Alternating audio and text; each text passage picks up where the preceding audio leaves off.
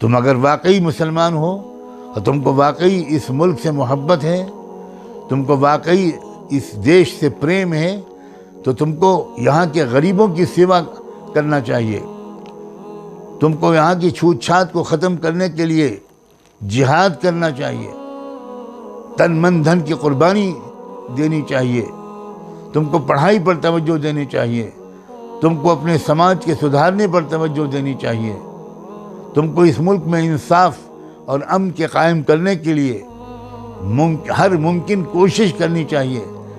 تم ناچ گا کر سمجھتے ہو کہ تم اس دیش کی سیوا کر رہے ہو؟ خدا جانے مسلمانوں کو کیا ہو گیا ہے۔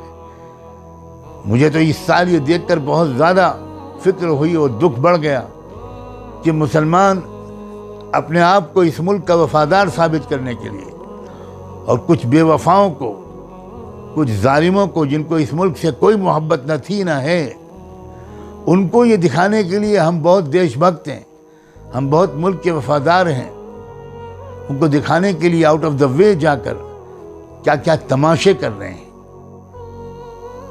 کیا ہو گیا ہے تم کو؟ تم کسی آواز پر دھیان نہیں دیتے، تم کسی سمجھانے والے کی سمجھانے پر توجہ نہیں کرتے، تمہارا انجام کیا ہوگا؟ میں آج اپنے عام معمول کے خلاف بھارت کے مسلمانوں سے اور خاص طور پر ایسے لاپرواہ، ایسے غافل، ایسے مست نوجوانوں سے کہنا چاہتا ہوں، تمہیں نہیں معلوم ہے کہ کیا تیاریاں ہو رہی ہیں، کیا اعلانات ہو رہے ہیں؟ تمہیں کچھ خبر نہیں کہ یہ کہا جا رہا ہے کہ تمہارے ووٹوں کا حق بھی چھین لیا جائے، تم کو ووٹ دینے کا ادھیکار بھی نہ رہ جائے،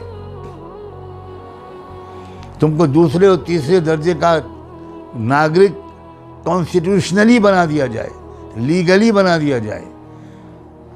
ویسے ویوہار اور عملی طور پر تو ہے ہی ہو تم دوسرے اور تیسرے درجے کے ناگرک، لیکن اب تیاریاں اس کی ہیں کہ عملی طور پر تم کو اس مقام پر پہنچا دیا جائے، یعنی قانونی طور پر پہنچا دیا جائے۔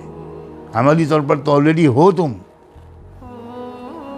یہ طریقہ ہے آزادی کے جشن منانے کا؟ تم ناچ رہے ہو، گا رہے ہو اس شہر میں اور اس ریاست میں جہاں آج بھی تمہارے سینکڑوں لوگ جیل میں ہیں، جہاں تمہاری ایک بہن کو ریپ کرنے کے جرم میں گرفتار 11 ملزموں کو اسی 15 اگست کی آزادی کے تحفے کے طور پر ان کو رہا کر دیا گیا۔ تم انصاف نہیں دلا سکے نا؟ خدا کے بندو، اے بھارت کے مسلمانوں، ہوش کے ناخن لو، تمہاری داستان تک نہ رہے گی داستانوں میں۔ تیاریاں کس طرح کی چل رہی ہیں، مگر تمہاری غفلت ہے کہ تمہاری نیند ٹوٹ ہی نہیں رہی، تم ایسی مستی کی زندگی گزار رہے ہو جس سے لگتا ہے کہ تمہارا انجام اچھا نہیں ہونے والا۔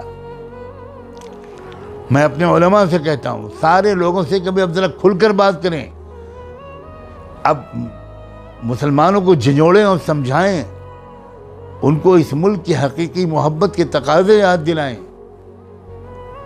وہ سماج کو ٹھیک کریں، اس کام میں ہمت سے بھی کام لیں، محبت سے بھی کام لیں، عقل مندی سے بھی کام لیں۔